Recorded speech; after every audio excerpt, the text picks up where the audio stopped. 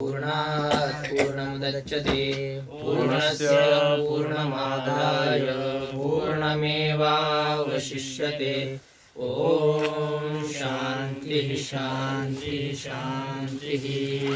शंकरं शंकराचार्यं केशवं बादरायणं सूत्रभाष्यकृतौ वन्दे भगवन्तौ पुनः पुनः।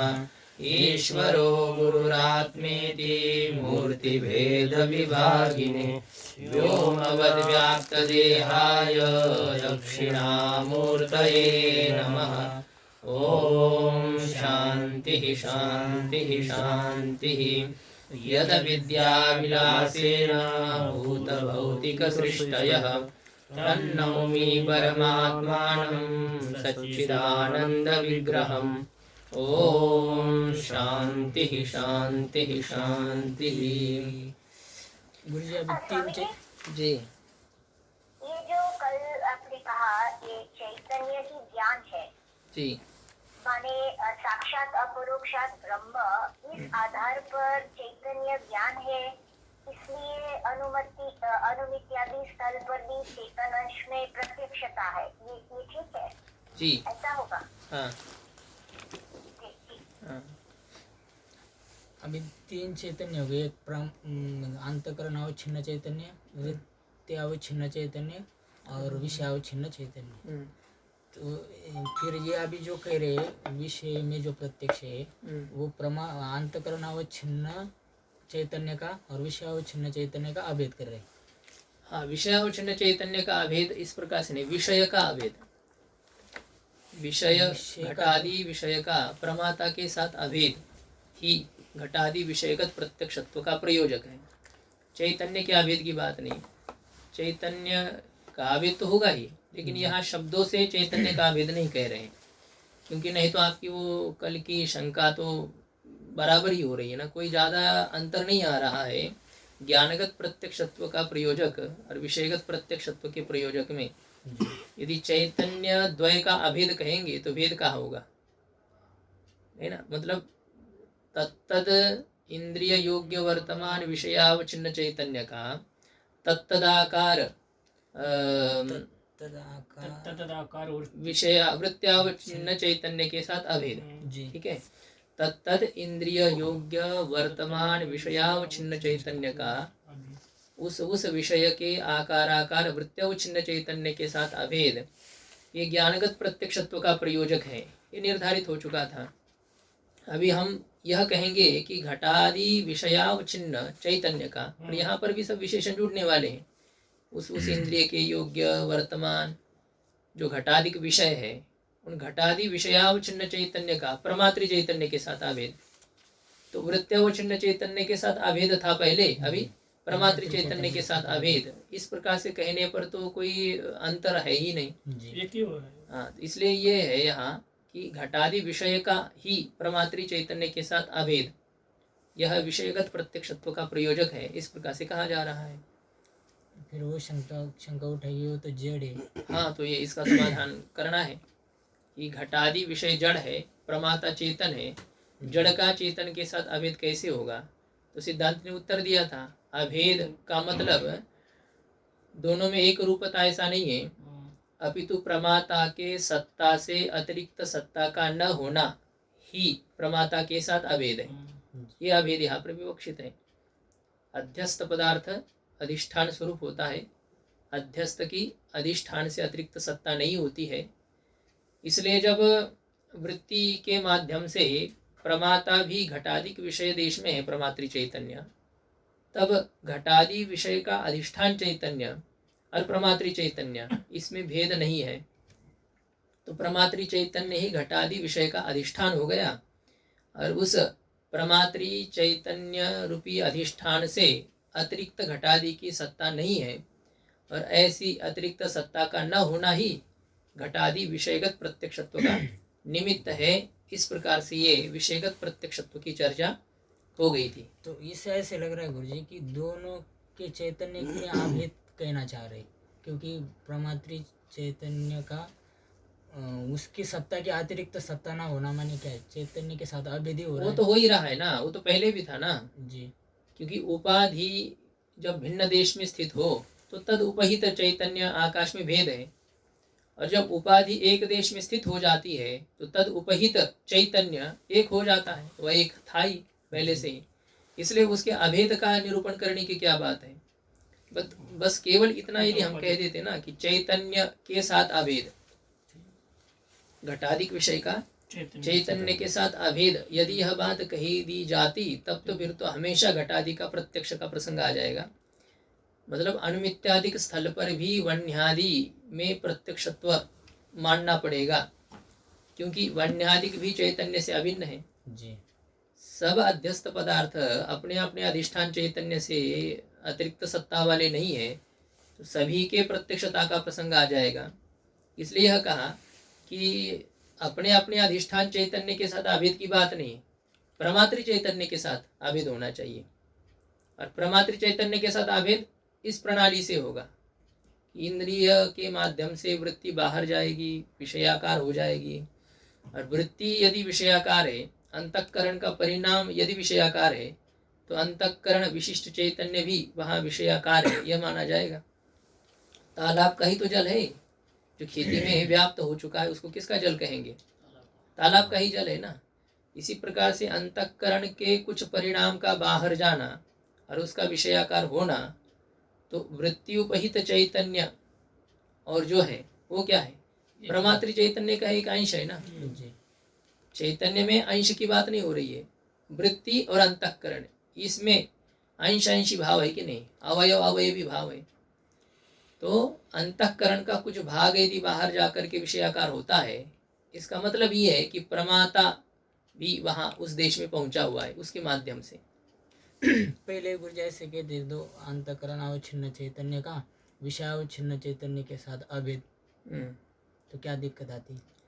अंतःकरणावच्छिन्न चैतन्य का प्रमाता का विषयावच्छिन्न चैतन्य के साथ अभेद होना, ये क्या है? ज्ञानगत प्रत्यक्षत्व का प्रयोजक है जी। तो प्रमाता चैतन्य का उसके साथ, तो बात तो वही है, लेकिन प्रमाण चैतन्य तो स्वीकार करना ही है ना। वृत्ति के बारे में विचार आपको बताना था, तो होना तो वही है। वृत्त्यावच्छिन्न चैतन्य का विषय चैतन्य के साथ अभेद कहो, चाहे प्रमात्री चैतन्य का विषयावच्छिन्न चैतन्य के साथ अभेद कहो, माध्यम तो वृत्ति बननी है ना।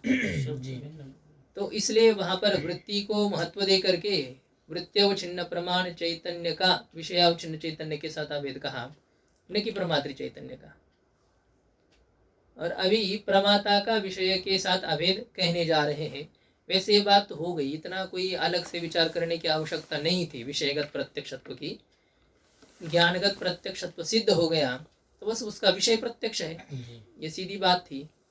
लेकिन यह नहीं कह करके विचार कर रहे हैं कि प्रमाता के साथ घटादिक विषयों का अभेद होना ही घटादि विषयगत प्रत्यक्षता है या प्रत्यक्षत्व का प्रयोजक है।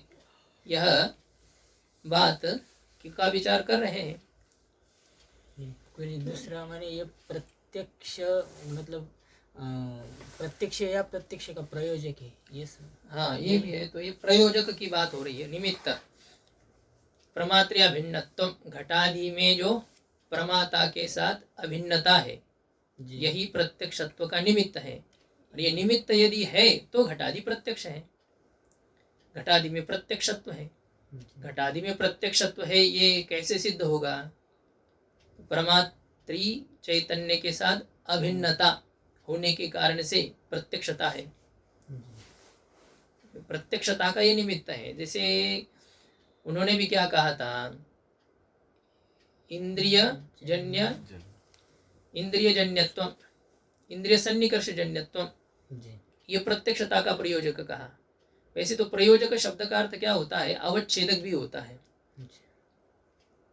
ज्ञानगत प्रत्यक्षत्व, ज्ञान प्रत्यक्ष है, तो ज्ञान प्रत्यक्ष है तो ज्ञानगत जो प्रत्यक्षत्व है वह क्या है? तो इंद्रिय सन्निकर्ष जन्यत्व ये क्या है? ज्ञानगत प्रत्यक्षत्व है, अथवा ज्ञानगत प्रत्यक्षत्व का अवच्छेदक है। ये कहना बहुत अच्छा बनता है, क्योंकि वह प्रयोजक शब्द का प्रयोग किया जा रहा है। ज्ञानगत प्रत्यक्षत्व ही है प्रमाण चैतन्य का विषयावच्छिन्न चैतन्य के साथ अभेद, यह नहीं। ये ज्ञानगत प्रत्यक्षत्व का प्रयोजक है। प्रयोजक का मतलब उसका अवच्छेदक है। है ना। जी अन्यून अनतिरिक्त वृत्ति धर्म है। जहाँ ज्ञान में प्रत्यक्षता है वहाँ कौन है? जरूर प्रमाण चैतन्य का विषयावच्छिन्न चैतन्य के साथ अभेद है। तो इसलिए जैसे घट में वाच्यता है, घट में घटत्व है, जी तो घटनिष्ठ वाच्यता का अवच्छेदक कौन है? घटत्व है। तो इसी प्रकार से ज्ञान में जो प्रत्यक्षत्व है उसका अवच्छेदक हो जाता है इंद्रियजन्य ज्ञान विषयत्व, नैयायिक के अनुसार, जी है ना। और सिद्धांत के अनुसार है प्रमाण चैतन्य का विषयावच्छिन्न चैतन्य के साथ अभेद।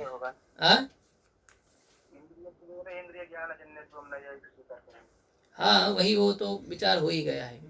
हाँ, इंद्रिय जन्यत्व, इंद्रिय तो नहीं, इंद्रिय जन्यत्व, इंद्रिय सन्निकर्ष जन्यत्व, ये कहो। जी तो इंद्रिय सन्निकर्ष जन्यत्व ये प्रत्यक्षता का प्रयोजक माना था। प्रत्यक्षता का प्रयोजक मतलब यही प्रत्यक्षत्व है क्या? नहीं, ये प्रत्यक्षत्व नहीं, ये प्रत्यक्षत्व का अवच्छेदक है, प्रयोजक है मतलब। इसी प्रकार से विषयगत प्रत्यक्षत्व प्रमाता के साथ अभेद, ये नहीं, विषयगत प्रत्यक्षत्व का प्रयोजक है, अवच्छेदक है प्रमाता का अभेद। मतलब जहाँ विषयगत प्रत्यक्षत्व है वहाँ जरूर कौन रहता है? प्रमाता का अभेद रहता है। प्रत्यक्षत्व की अपेक्षा से, विषयगत प्रत्यक्षत्व की अपेक्षा से प्रमाता का अभेद अतिरिक्त अथवा न्यून वृत्ति न होने के कारण से वही उसका अवच्छेदक है, प्रयोजक है। तो इस प्रकार से यह विचार करना चाहिए। दूसरी ये पंक्ति थी गुरु जी, तत्त इंद्रिय योग्य वर्तमान विषयावच्छिन्न चैतन्याभिन्नत्वम। तो इसको ऐसे मतलब मुझे ये समझ में नहीं आया कि इसको ऐसे कर देते तो तत्त इंद्रिय योग्यत्व वर्तमान विषयावच्छिन्न चैतन्यस्य तत्त आकार वृत्त्यावच्छिन्न चैतन्येन सह अभिन्नत्वम। देखिए अभिन्नता करनी है ना जी, किसका अभेद करना है आपको? वृत्त्यावच्छिन्न चैतन्य का अभेद करना है। जी किसके साथ अभेद करना है? विषयावच्छिन्न चैतन्य के साथ अभेद करना है। जी मतलब वृत्ति जाकर के वृत्ति का विषय के साथ एकाकारता हो रही है। वृत्ति की, घटादि विषय नहीं अंदर आने वाले, वृत्ति बाहर जाने वाली है। तो वृत्ति का अभेद है। घटादि विषयों का वृत्ति अवच्छिन्न चैतन्य के साथ का अभेद होगा, यह भी एक विचार है। देखिए अंतःकरण की वृत्ति जब घटाधिक देश में चली गई है जी तो वृत्त्यावच्छिन्न चैतन्य का घटावच्छिन्न चैतन्य के साथ अभेद तो हो गया, लेकिन घटावच्छिन्न चैतन्य का वृत्त्यावच्छिन्न चैतन्य के साथ अभेद पूरा कहाँ है? घटाकाश मठाकाश से अलग नहीं है। जी घटाकाश मठाकाश से अलग नहीं, किंतु मठाकाश घटाकाश से अलग भी है कि नहीं? जी वो तो अलग भी है ना। तो इसलिए वृत्ति केवल घट देश में ही है क्या? नहीं, चक्षु से लेकर के वहां तक तो वृत्ति ही है ना। भले ही वो घटाकार हो चुकी है, इसका अर्थ क्या पीछे वृत्ति नहीं है क्या? है वो यहाँ से वहां तक अभी वृत्ति ही है। जी एक निरंतर धारा है ना, जैसे कि प्रवाह चलता है गंगा जी का, वैसे पीछे से हम लगातार देख रहे हैं। तो वृत्ति केवल वहां है, अब यहाँ पर खाली रहेगा, खाली हो गया ऐसा नहीं। यदि पीछे से खाली हो जाए तो आंख बंद करो, विषय दिखना चाहिए। दिखता है क्या? इसका मतलब ये होता है कि वृत्ति अंतःकरण से लेकर के घटाधिक विषय तक व्याप्त है, वहां पर भी पहुंची है, पीछे भी है पूरी। इसलिए वृत्ति अवच्छिन्न चैतन्य का घटावच्छिन्न चैतन्य के साथ अभेद है, घटादि विषयावच्छिन्न चैतन्य का वृत्त्यावच्छिन्न चैतन्य के साथ अभेद नहीं है। आप क्या कहना चाह रहे थे? मतलब मुझे कहना था कि ये तत्त अगर वृत्त्यावच्छिन्न चैतन्य का इनके साथ अभेद, तत्त इंद्रिय योग्य वर्तमान विषयावच्छिन्न चैतन्य के साथ। तो यही तो बात है, और क्या लिखा है?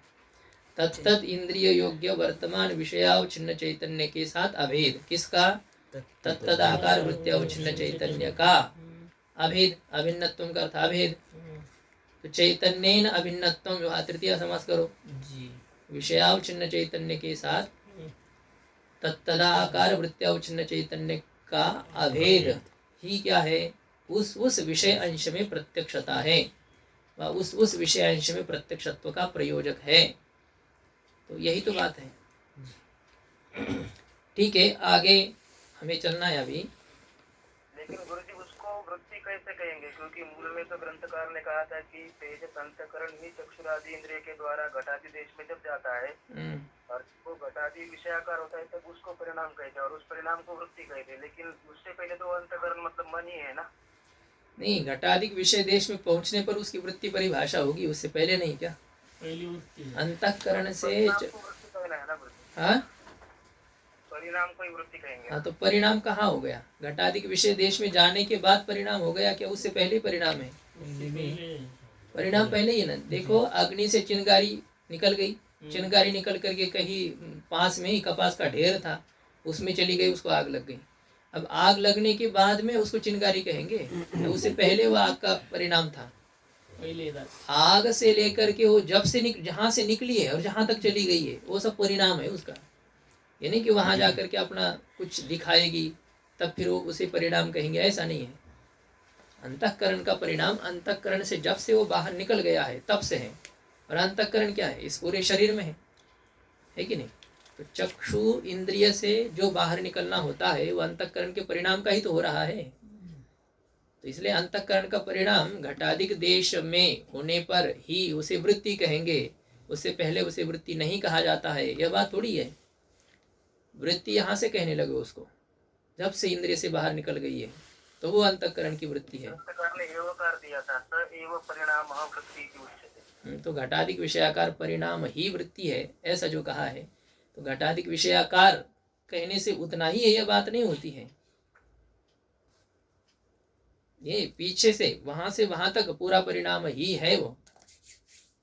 स्वामी जी, जी, ये वृत्ति अंदर भी तो, अंदर मन में जो हमारी वृत्तियां है वो भी तो अंतःकरण का परिणाम ही है। इसलिए ऐसा नहीं है कि बाहर जाने के बाद ही वृत्ति है, अंदर भी तो है वृत्ति। यही तो होता है ना। उस अब वृत्ति जब सुखाधिक विषयाकार होगी तभी उसको तब उसे वृत्ति कहेंगे, ऐसा इनका कहना है। तो यह बात नहीं, विषय अंदर तो ठीक है क्योंकि अंतःकरण पूरा व्याप्त है। जब वो तत्त विषय के तरफ ही प्रकाश डालेगी तब वो तत्व विषयाकार वृत्ति हो गई, क्योंकि वहां जाना आना नहीं है। लेकिन बाहर देश में वृत्ति को जाने के बाद में वो विषयाकार होगी ना, तो वो रास्ते में भी वृत्ति है, पहुंचने पर भी वृत्ति है। जब से अंतःकरण से निकले तब तक उसे वृत्ति शब्द से ही कहना है। ये नहीं कि वो वहां पर विषयाकार होने पर उसको वृत्ति इस प्रकार का नाम दिया गया तभी वो परिणाम हो गया। ऐसे कैसे अचानक वहां जाकर के परिणाम हो गया और पीछे उसको अंतःकरण ही कहेंगे क्या? चक्षु से लेकर के घटाधिक देश तक उसे क्या कहा जाएगा? अंतःकरण निकल गया कहेंगे क्या? वृत्ति ही तो निकल गई ना, अंतःकरण कैसे निकल जाएगा? यदि अंतःकरण निकल जाएगा तो फिर तो पीछे निर्जीवता का प्रसंग है, आया था। अंतःकरण नहीं निकलता है, अंतःकरण का एक अंश निकल जाता है, उसी अंश को ही हम वृत्ति कहते हैं। ये बात जरूर है कि अंतःकरण का प्रकाशक परिणाम को वृत्ति कहते हैं। तो प्रकाशक परिणाम तो तब होता है जब घटाकार हो जाता है, लेकिन वो पीछे भी जो है वो अलग थोड़ी है। चक्षु से निकली हुई घटाकार जो वृत्ति है पूरी की पूरी वही तो प्रकाशन कर रही है। यहाँ से पीछे तक की वो प्रकाशक नहीं है, आगे प्रकाशक है, ऐसा थोड़ी है। यहाँ से निकली हुई वृत्ति वहां तक उस विषयाकार हुई वृत्ति वह अलग थोड़ी है, एक ही तो है ना वो। तो वह जो वृत्ति होती है तो वह वृत्ति प्रकाशक तो होती है। तो घट विषय का अज्ञान हटाने पर, उसके प्रकाशन करने पर ही उसे वृत्ति कहेंगे, उससे पहले वो वृत्ति नहीं है, यह बात नहीं है। यहाँ से निकलने के बाद पहले से वृत्ति है। बालक का जन्म हो गया ब्राह्मण कुल में और फिर धीरे धीरे बड़ा हुआ, वेद पढ़ा और कुछ पूजा पाठ करने लगा, तब उसमें ब्राह्मणत्व आया क्या? तब उसे ब्राह्मण कहेंगे, पहले नहीं कहेंगे। जब से वो पैदा हो गया है ब्राह्मण ब्राह्मणी के यहाँ, तब से उसे ब्राह्मण बालक यही कहने लगे हम। तो यह बात होती ना, तो आगे उसका कार्य जो है वो भले ही प्रकाश में आने के बाद में और दृढ़ हो जाएगा ब्राह्मणत्व, लेकिन उससे पहले वो कौन था? तो ब्राह्मण ही था ना। इसी प्रकार से वृत्ति जाकर के उसने अपना कार्य किया है, लेकिन कार्य करने से पहले वो जब से निकली हुई है तब से उसे वृत्ति ही कहना है, वृत्ति ही है। ऐसे होता है। जिस दिन हमने धोती पहनी है, ऐसे कहते थे, जिस दिन धोती पहने उस दिन से हम महाराज हो गए, मतलब एक हो गए ना, वेश में आ गए। अब कितना प्रवास दूर है वहां से, बहुत। जिस दिन पहले कक्षा में आप चले गए तो उसी दिन से आपको छात्र कहने लगे कि ये पहले कक्षा का है, दूसरी कक्षा का, जो कुछ है।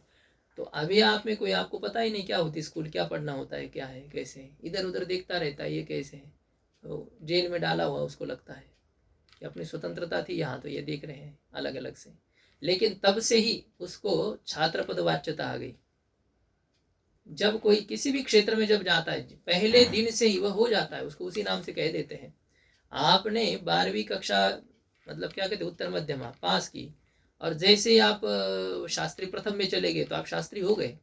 इसलिए तो शास्त्री प्रथम कहा जाता है। शास्त्री प्रथम, शास्त्री मध्यम और फाइनल जो होता है उसका मतलब क्या है, आप उस रास्ते पर चले ना तो उसमें आपको तत्पद वाच्यता आ गई, यह हो जाता है। तो ये भगवान ने जो कहा है ना, मनुष्याणाम सहस्रेषु कश्चित् यतति सिद्ध है यततामपि सिद्धानाम, वहां पर ही विचार आता है यत्न करने वाले सिद्ध कैसे, और सिद्ध है तो यत्न क्यों करते हैं। तो वहां बात क्या है, वह सिद्ध इसलिए कहा है कि जो कि सिद्धि के मार्ग पर चले ना, अब वो एक दिन सिद्ध होने ही वाले हैं, उस प्रकार के तेजी से चल रहे तो उसको क्या कहेंगे, सिद्ध ही है, ऐसा कह दिया। आगे जैसे क्या कहते उसको, शाटकम आनय, शाटकम जैसे कहते इसे कुड़ता शिलो, ऐसा जो कहना होता है। तो अब कुड़ता यदि है तो शिलना कैसे, और शिलना यदि है तो उसे कुड़ता कैसे कहना है। भाविनी वृत्ति को लेकर के पहले से उसको कुड़ता कह दिया जी। हाँ नहीं वही वो इसमें आया था, वो परिणाम है, उसमें ये संगति हम कैसे लगाएंगे, उसका मतलब कैसे भाव निकालें। अंतःकरण का वह जो परिणाम है, वह परिणाम ही वृत्ति, ये तो कह रहे ना आपको, परिणाम वृत्ति है, इसका मतलब पीछे वाला कोई अलग था क्या, वो भी तो परिणाम ही है ना।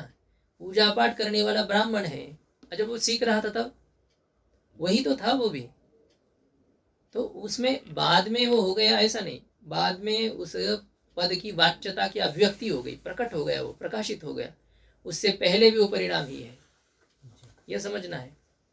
तो इसलिए घटाकार होने के बाद में तो वृत्ति पद वाच्यता में कोई बात ही नहीं रही, उससे पहले भी जब से वो निकली है तब से उसे वृत्ति शब्द से ही कहा जाता है, ऐसे समझना है जी। अंतःकरण का परिणाम यहाँ से प्रारंभ हो गया, चक्षु से निकला है।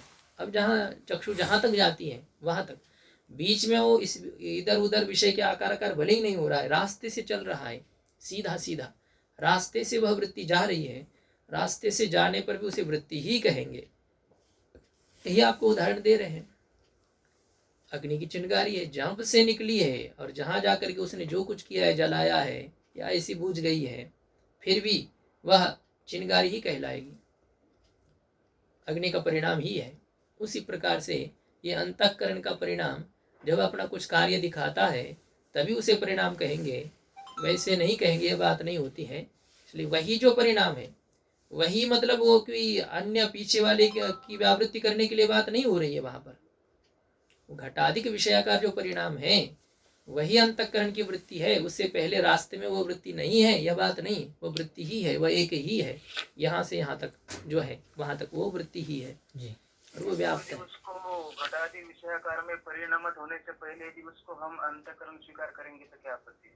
जो चक्षु से बाहर अंतःकरण निकल गए मानना पड़ेगा, घटाधिक विषय देश तक अंतःकरण है और घटाकार अंतःकरण की वृत्ति हो गई, तो यदि चक्षु से अंतःकरण बाहर निकल जाए तो आंखें तो बंद हो जाएगी या तो खुली रह जाएगी। उसका अधिष्ठान तो विद्यमान है ना। कौन अधिष्ठान विद्यमान होने से क्या है, जब आप का अंतःकरण बाहर निकल जाए तो अधिष्ठान थोड़ी नष्ट होता है, क्यों जला देते, उसको फूंक देते हैं। अधिष्ठान की बात थोड़ी होती है, अंतःकरण जब निकल जाता है ना सूक्ष्म शरीर के साथ, अंतःकरण भी एक सूक्ष्म शरीर है, लेकिन प्रधान रूप से अंतःकरण निकलने के बाद सब पीछे पीछे चले जाते हैं, सब निकल जाते हैं। तो अंतःकरण का निकल जाने पर शरीर निष्प्राण हो जाएगा ना। ये पीछे भी जो विचार किया था इस विषय में, अंतःकरण के विभुत्व और अंतःकरण के अणुपरिमाणत्व मध्यम परिमाणत्व को लेकर के चर्चा हो चुकी थी जब, इसलिए अंतःकरण नहीं निकलता है, तालाब नहीं निकला है उस नाले के माध्यम से, तालाब का कुछ जल निकला है, तालाब यदि निकल जाए ना तब तो फिर सब फूट जाएगा, नाला बिला क्या रहेगा, ये डैम फूट जाए यहाँ का, हाँ तब कैसे होगा। तो इसलिए होता है कि तालाब नहीं जाता है कहीं, तालाब का जल जाता है। तो अभी तो प्रमाता जा रहा है ऐसा कह रहे हैं, तो वो इस दृष्टि से कह रहे कि उसका जो कुछ अंश है वह चला गया है तो वो भी चला गया, इस प्रकार से माना जा रहा है, या गौण है। पूरा पूरा प्रमाता थोड़ी वहां पर पहुंचा है। जी प्रमाता तो यही है ना, इस अंतःकरणावच्छिन्न चैतन्य यहाँ प्रमाता है, विषय देश में कहाँ प्रमाता है। तो वृत्ति जब उसकी जा रही है, अंतःकरण का कुछ भाग वहां पर पहुंचा है, तो फिर उसी के माध्यम से यह कहा जा रहा है कि प्रमाता भी उस देश में है, समाना जा रहा है। अंतःकरण पूरा नहीं निकला है, अंतःकरण का कुछ भाग निकल गया है। तो यह है। ठीक है, तो अभी ये विचार हो रहा था कि प्रमाता के साथ अभेद कैसा कहेंगे, किस प्रकार से कह सकते हैं, क्योंकि घटादि का अंतःकरण विशिष्ट चैतन्य के साथ अभेद यदि हो जाए तो फिर मैं मनुष्य हूँ, इस प्रकार से मैं घट हूँ, ऐसे भी प्रतीति हो जानी चाहिए।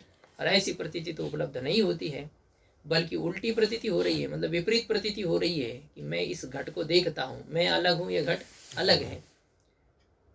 तो ये अभेद कैसे संभव है प्रमाता के साथ घटादि का, इस प्रकार की शंका पूर्व पक्षी के द्वारा की गई थी। सिद्धांत कहता है कि प्रमात्री अभेद, इसका मतलब क्या है समझो। प्रमात्री अभेद नाम घटादेहे तदावच्छिन्न चैतन्यस्य ऐक्यं न विवक्षितं येन विरोधः स्यात् अपितु अन्यदेव तदा भिन्नत्वम् इति समाधत्ते। कहते घटादि का तदावच्छिन्न चैतन्य का, घटावच्छिन्न चैतन्य का और अंतःकरणावच्छिन्न चैतन्य का ऐक्य अभेद यहाँ विवक्षित नहीं है। तदावच्छिन्न प्रमात्री चैतन्य कहो, लेकिन अवच्छिन्न जब कहा है तो अंतःकरण ही वहां पर अवच्छेदक है जी। प्रमाता अवच्छेदक नहीं, प्रमात्री तो चैतन्य ही है ना। अंतःकरण विशिष्ट जो चैतन्य है, उस अंतःकरण विशिष्ट चैतन्य का घटादि और घटादि का ऐक्य विवक्षित नहीं है। एकता एक रूपता कहना यहाँ पर इष्ट नहीं है, कहने के लिए इष्ट नहीं है, जिससे कि विरोध हो जाए जी। अपितु अन्यतएव तद अभिन्नत्वम, बल्कि क्या है, भिन्न ही उसकी अभिन्नता है, अलग ही उसकी अभिन्नता कहने में हमारा तात्पर्य है। इस प्रकार से सिद्धांती समाधान करता है। हमने ये नहीं कहा, या ये हम नहीं कहना चाहते हैं कि घटादि जड़ चेतन हो गया या प्रमात्री चेतन जड़ हो गया। अभेद का मतलब यही तो होगा। चीनी और मिर्च का अभेद हो गया, मतलब क्या हो गया, चीनी तीखी हो गई, मिर्च मीठी हो गई, ऐसा है। इनका अभेद संभव है क्या? नहीं। हलवा बनाया और वहाँ मिर्च का कूट करके 2-4 मिर्च डाल दी, अब मिर्ची का मीठा के साथ अभेद हो गया या मीठा का मिर्ची के साथ अभेद हो गया? दोनों के साथ, दोनों का किसी के साथ अभेद नहीं है, दोनों अपना अपना प्रभाव दिखा रहे हैं जी।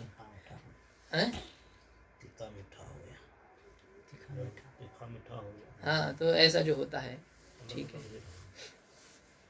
अलग अलग ही है वो अपने अपने वैसे ही है, वो एक जगह है तो क्या है।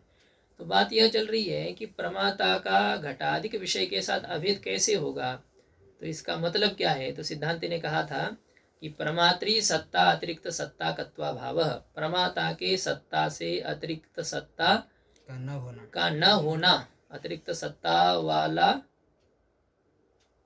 जो हो उसमें धर्म रहेगा अतिरिक्त सत्ता कत्व।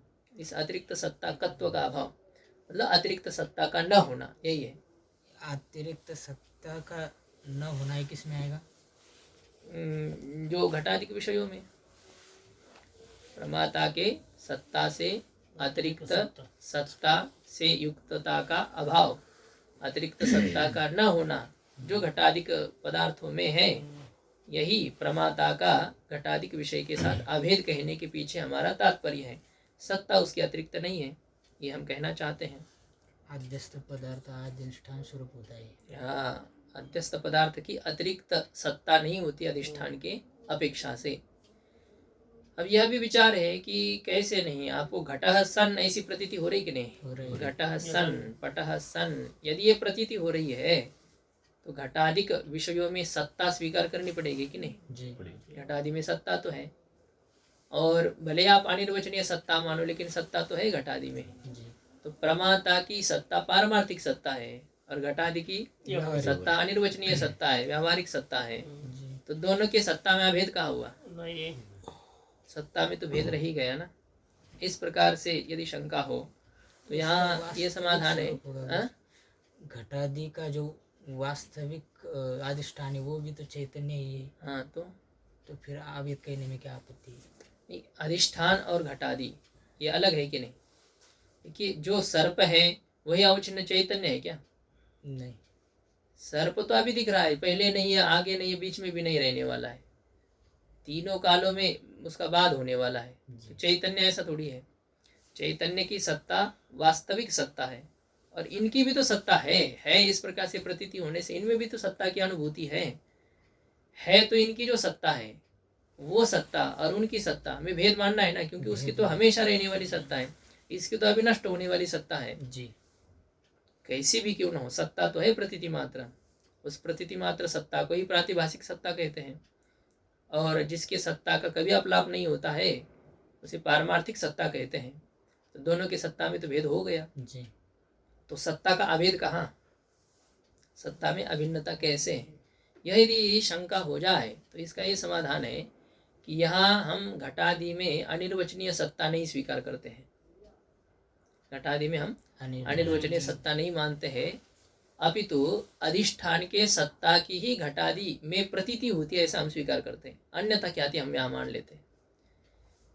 पुष्प की रक्तिमा ही स्फटिक में प्रतीत होती है, स्फटिक में अनिर्वचनीय रक्तिमा की उत्पत्ति को हम स्वीकार नहीं करते हैं। तो कुछ जगह पर हम अन्यथा ख्याति का भी अंगीकार कर लेते हैं।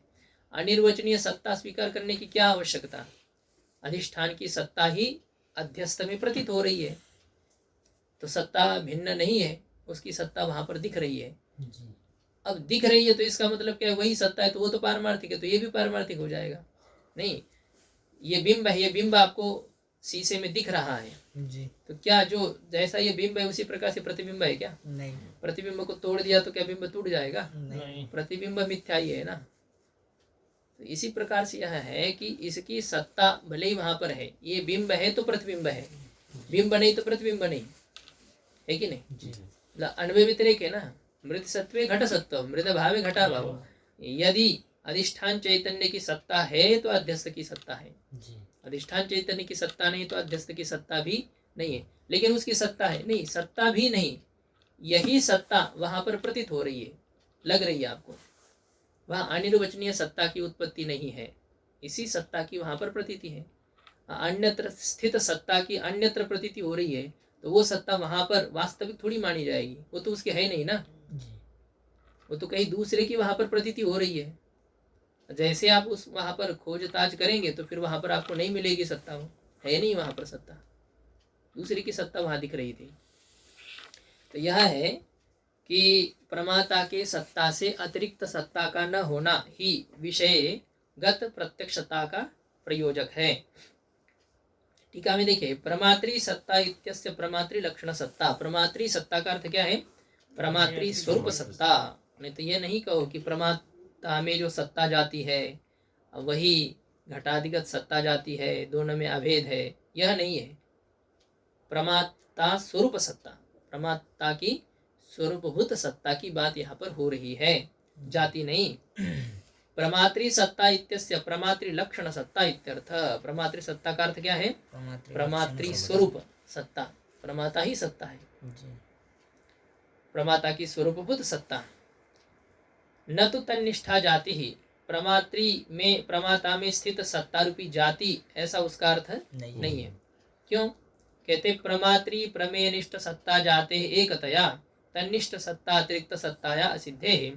प्रमाता और प्रमेय में स्थित जो सत्ता जाती है उस जाति में एकत्व होने के कारण से तन्निष्ठ सत्ता अतिरिक्त सत्ताया असिद्धे, प्रमात्रीगत सत्ता से अतिरिक्त सत्ता की सिद्धि नहीं है। किसी भी एक पदार्थ में जो सत्ता है वही दुनिया भर में सत्ता पड़ी है ना, जी, है कि नहीं? अब यह भी बात जो हो रही है वो सत्ता जाति को स्वीकार करके सिद्धांति बोल रहा है। जी, ऐसे उन्हीं का ही सिद्धांत लेकर के यहाँ खंडन किया जा रहा है कि यदि जाति सत्ता जाति के अभेद की बात हो तब तो फिर सत्ता जाति हमेशा एक ही है, उसका अभेद कहने की क्या बात हो गई? ऐसे तो फिर तो हर एक वस्तु में आपको प्रत्यक्षता स्वीकार करनी पड़ेगी, जी, क्योंकि प्रमाता की सत्ता से अतिरिक्त सत्ता वाला पदार्थ कौन सा दिखाई है? कोई भी नहीं है। क्योंकि सत्ता जाति प्रमाता में जो है वही तो है सर्वत्र, इसलिए अतिरिक्त सत्ता की ही सिद्धि न होने के कारण से यहाँ प्रमात्री सत्ता, प्रमातुः सत्ता, प्रमात्री सत्ता, ये षष्ठी समास नहीं है प्रमाता की सत्ता, जी अपितु प्रमाता एव सत्ता, प्रमात्री स्वरूप सत्ता, ऐसा इसका अर्थ है। तथा च प्रमात्री अभेदस्य उक्त लक्षणे सति इदं फलितम इत्याह, कहते प्रमाता का अभेद का उक्त लक्षण, प्रमाता का अभेद ही उक्त लक्षण होने पर, प्रमात्री अभेदस्य उक्त लक्षणे, प्रमाता के अभेद में ही उक्त लक्षणे सति, उक्त लक्षण होने पर, इदम फलितम इत्याह, इस प्रकार से निष्पन्न हो गया। अच्छा, प्रमादा का अभेद में ही उक्त लक्षणत्वे सति, ऐसे ही हो जाता ना, तो ये होता। अब सबके ग्रंथ एक जैसे, आप क्या है आप लोगों की इसमें प्रमात्र भेदस्य उक्त लक्षणत्वे सति, लक्षणत्वे है ना, हाँ ये बात है, हाँ लक्षणत्वे सति ऐसे हो जाएगा। अभेद में उक्त लक्षणत्व है, उक्त लक्षण नहीं है अभेद जी। ये लक्षणत्व होने पर, पहले बीच में तो लक्षणत्व ही पढ़ रहे थे आप। हाँ नहीं पढ़ा था मैंने, बोला ऐसा, हाँ बोल रहे हाँ, वो तो घटाने के लिए एक तुक्का होता है ना, अंदाज कुछ रहता है ना ऐसा। तो प्रमाता के अभेद में उक्त लक्षणत्व होने पर इदम फलितम, यह निष्पन्न हो गया, इस प्रकार से कहते हैं। तथा च, तो प्रमात्री चैतन्यमेव, ये तथा च कह करके क्या कहा है कि घटादि का अधिष्ठान चैतन्य, घटादि अपने अधिष्ठान चैतन्य में अध्यस्त होने के कारण से विषय चैतन्य की सत्ता ही घटादि की सत्ता है। घटादि की सत्ता अधिष्ठान चैतन्य की सत्ता ही है। क्यों? क्योंकि अधिष्ठान सत्ता से अतिरिक्त अध्यस्त के सत्ता का स्वीकार न करने के कारण से, और विषय चैतन्यंच पूर्वोक्त प्रकारेण प्रमातृ चैतन्यमेव, और विषय चैतन्य जो है वो पूर्व कहे गए पद्धति से तड़ागोदक जैसे कुली के माध्यम से क्या कहते उसमें क्या तीन नाम थे, तड़ाग, कुली तो वो हो गया मतलब क्यारी आदि खेती, और उससे पहले क्या था ये अभी नाली कुली, तो हम ये कह रहे संस्कृत में उसको क्या शब्द का प्रयोग किया था पहले,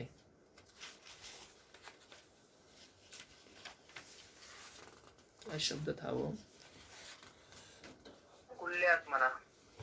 केदार। हाँ ठीक है, कुली का अर्थ वही यहाँ नाली ही है, कि मैं तो उसको वही समझ रहा था कि क्यारी, क्यारी के लिए केदार शब्द का प्रयोग आ गया था।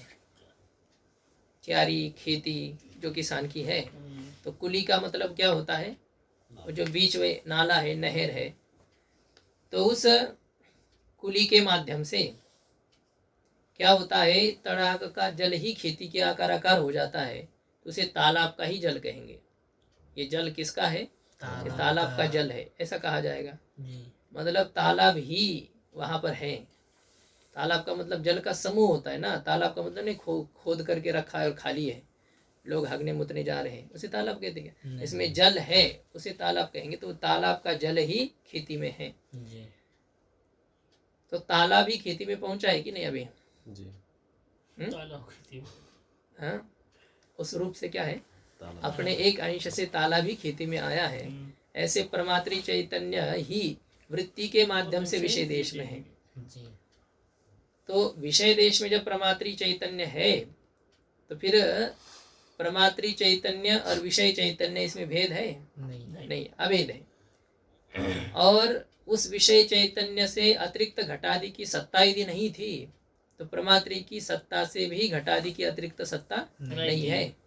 क्योंकि घटादि का जो अधिष्ठान है चैतन्य, वही अभी प्रमात्री चैतन्य है, दोनों में एकता होने के कारण से।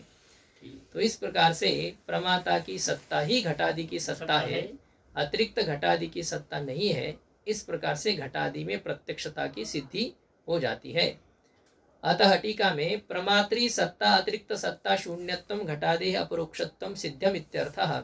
इसलिए प्रमाता के सत्ता से अतिरिक्त सत्ता की रहितता ही घटादि विषयगत प्रत्यक्षता है, यह सिद्ध हो गया। इस प्रकार का अर्थ है। यही प्रत्यक्षता है, वह यही प्रत्यक्षता का प्रयोजक है। इस प्रकार से उसमें अभेद का गौण प्रयोग किया जा रहा है। जी प्रमात्रे सत्ता से अतिरिक्त सत्ता शून्यता ही घटादि विषयगत प्रत्यक्षता का प्रयोजक है, अवच्छेदक है। अब इसमें फिर से पूर्व पक्षी के द्वारा शंका की जा रही है कि आप प्रमात्री चैतन्य का घटादि विषय के साथ अभेद क्यों कह रहे हो? चैतन्य का अभेद कहो ना, इतने से काम चल जाएगा। जी प्रमात्र विशेषण क्यों दे रहे हैं? देखिए, अनुमेय वन्यादेहे चैतन्य अतिरिक्त सत्ता शून्यत्वे अपि तस्य प्रमात्री अनात्मकतया नाति व्याप्ति इति चैतन्य पदम विहाय प्रमातृपद उपादानम इति आशयेन आह। सिद्धांत कहता है कि देखिए, अनुमेय जो वन्यादि है, अनुमिति का विषय भूत जो वन्यादि है, उस वन्यादि में चैतन्य सत्ता से अतिरिक्त सत्ता है नहीं, चैतन्य की सत्ता से अतिरिक्त उसकी सत्ता नहीं नहीं, क्योंकि वन्यादि का जो अधिष्ठान चैतन्य है वही उससे अतिरिक्त वन्यादि की सत्ता नहीं है। तो चैतन्य अतिरिक्त सत्ता शून्यत्वम यदि विषयगत प्रत्यक्षता का प्रयोजक होता जी तो तब क्या होता? अनुमेय वन्यादि में भी प्रत्यक्षता का प्रसंग आ जाता। जी तो उसमें वन्यादि में चैतन्य के सत्ता से अतिरिक्त सत्ता की युक्तता न होने पर भी तस्य प्रमात्री अनात्मकतया, उसमें प्रमाता के साथ अभिन्नता न होने के कारण से, जी व उस चैतन्य में प्रमात्री स्वरूपता न होने के कारण से, ऐसे तो प्रमात्री स्वरूपता वन्यादि में नहीं है, वन्यादि प्रमात्री स्वरूप नहीं है। क्यों वन्यादि प्रमात्री स्वरूप नहीं है? क्योंकि वन्यादि का अधिष्ठान चैतन्य और प्रमात्र चैतन्य का अभेद कहाँ हुआ है? वृत्ति वन्य देश में चली गई है क्या? पर्वत देश में है। तो पर्वत का प्रमाता के साथ अभेद है ना? अभेद मतलब प्रमाता के सत्ता से अतिरिक्त सत्ता पर्वत की नहीं है, किंतु वन्य की प्रमाता के सत्ता से अतिरिक्त सत्ता है या नहीं? है, अतिरिक्त सत्ता है। मतलब संबंध नहीं हो रहा है इसलिए। हाँ, तो उसमें जब वृत्ति चली जाएगी तो तब तो वृत्त्यावच्छिन्न चैतन्य और विषयावच्छिन्न चैतन्य का अभेद हो गया, तो फिर प्रमात्र चैतन्य का भी अभेद माना जाएगा। लेकिन वृत्ति तो पर्वत देश में गई है, वन्य के आकार नहीं हुई है। इसलिए वन्य जिस चैतन्य में अध्यस्त है उस चैतन्य का प्रमात्र चैतन्य के साथ अभेद नहीं हुआ है। हाँ, पर्वत अवच्छिन्न चैतन्य का प्रमाता के साथ अभेद हो चुका है ना? तो यह बात कही जा रही है कि वन्यादि में चैतन्य की सत्ता से अतिरिक्त सत्ता भले ही ना हो, फिर भी उसमें प्रमाता का अभेद न होने के कारण से, उसमें प्रमात्री स्वरूपता न होने के कारण से अनुमेय वन्यादि में अतिव्याप्ति नहीं है। तो इस प्रकार से चैतन्य पद को हटा करके प्रमात्री पद उपादानम, इसलिए क्या किया गया है? चैतन्य पद को हटा करके प्रमात्री ऐसा पद दिया गया है, क्योंकि प्रमात्री अनेक विशिष्ट चैतन्य है, चैतन्य सामान्य चैतन्य है। अंतःकरण विशिष्ट चैतन्य ऐसा शब्द का प्रयोग क्यों किया? सामान्य चैतन्य न कह करके विशेष चैतन्य क्यों कहा? इसलिए कहा कि अनुमेय वन्यादि में लक्षण की अतिव्याप्ति न हो जाए, प्रत्यक्ष का प्रयोजक वहां न पहुंचे, इसलिए प्रमात्री पद का ग्रहण है। इति आशयेन आह, इस तात्पर्य से कहते हैं। मूल में अनुमित्यादि स्थले तु अंतःकरणस्य वन्यादि देश निर्गमनाभावे वन्यावच्छिन्न चैतन्यस्य प्रमात्री चैतन्यानात्मकतया वन्यादि सत्ता प्रमात्री सत्तातः भिन्ना इति न अतिव्याप्ति। अनुमित्यादिक स्थल पर, शाब्द बोध अनुमित्यादिक स्थल पर अंतःकरण का वन्यादि देश में गमन का अभाव होने पर, अंतःकरण का वन्यादि देश में गमन नहीं होता है। अंतःकरण का मतलब अंतःकरण के परिणाम का, वन्यादि देश में गमन का अभाव होने पर वर्ण्यावच्छिन्न चैतन्य का प्रमात्री चैतन्य अनात्मकतया, वर्ण्यावच्छिन्न चैतन्य का प्रमात्री चैतन्य के साथ एक रूपता न होने के कारण से, इसलिए टीका में भी प्रमात्री अनात्मकतया तस्य कस्य वर्ण्यावच्छिन्न चैतन्यस्य, वर्ण्यावच्छिन्न चैतन्य में प्रमात्री चैतन्य अनात्मकतया, प्रमात्री चैतन्यम न आत्मा यस्य, वन्यावच्छिन्न चैतन्यस्य तद्वन्यावच्छिन्न चैतन्यम प्रमात्री अनात्मकम, ऐसा है। बीच में तो अवान्तर समास तो ही न, त्रिपद बहुरी ही मानने पर भी प्रमाता एव चैतन्यम प्रमात्री चैतन्यम, प्रमात्री चैतन्यम न आत्मा यस्य, आत्मा नाम स्वरूपम, प्रमात्री चैतन्य ही नहीं है स्वरूप जिसका, ऐसा जो वन्यावच्छिन्न चैतन्य, ऐसा वन्यावच्छिन्न चैतन्य होने के कारण से वन्यादि की सत्ता प्रमात्री सत्ता से भिन्न है ना। यदि प्रमात्री चैतन्य वन्यावच्छिन्न चैतन्य के साथ हम नहीं करेंगे तो नहीं तो फिर पहले जोड़ेगा अप्रमात्री चैतन्यात्मकतया।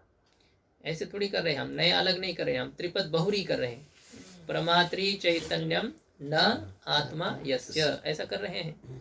ज्ञानम न करणम यस्य, ज्ञानस्य तस् ज्ञानम ज्ञानाकरणकम, त्रिपद बहुरी कर दीजिए तो क्या आपत्ति है। ठीक है, लेकिन नए सूत्र से उत्तर पद परे रहते हैं, नए के नकार का लोप किया जाता है, ठीक है नहीं। तो ये तो बहुरी कर रहे हैं, तो बहुरी करने पर भी अवान्तर तत्पुरुष हो जाएगा ना, अवान्तर तत्पुरुष समास। दश गावः धनम यस्य सह दश गव धन जो आता है, तो उसमें अवान्तर तत्पुरुष चाहे पहले दो पदों में हो चाहे आगे वाले दो पदों में हो। प्रमात्री चैतन्य और न नए, इसमें तत्पुरुष समास हम नहीं कर रहे हैं, हम नए और आत्मा में तत्पुरुष समास कर रहे हैं। न आत्मा ये अवान्तर समास है,